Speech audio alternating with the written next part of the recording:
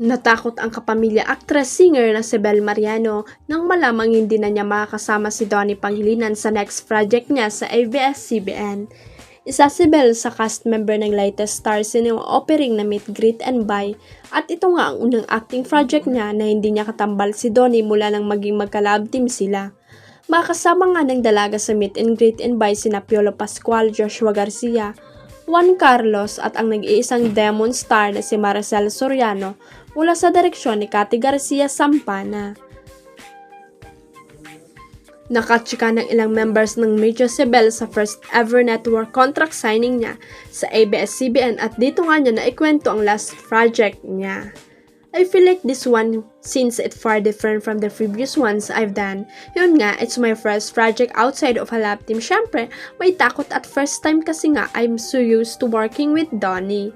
Naniniwala naman si Bel na magandang opportunity ito para mas maging versatile siya as an actress na iba naman sa mga nagawa na niya noon with Donnie. I love working with Donnie so parang may kaba pero at the same time sabi ko this is something new.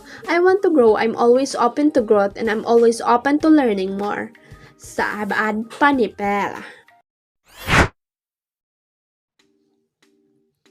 Ulos dasal ang naging pantapat ni Alden Richards sa kanyang haters na nakapost sa kanyang Instagram stories.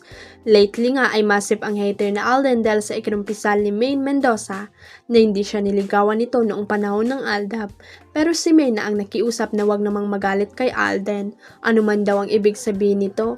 Sa kanyang mga inamin ng tanungin niya kung may feelings ito sa kanya, ito ay talagang para sa ikabubuti nilang dalawa at sa kanilang sitwasyon noong panahon ng kalye serye ng Eat Bulaga 10 years ago. Good for Alden, hindi na siya gumawa ng post na magpapatrigger sa mga hater niya na karir na ang pagbabantay ng pwedeng gawing intriga sa social media. Huwag kalimutang i-click ang subscribe button at i-ring ang notification bell para sa latest at legit chika updates.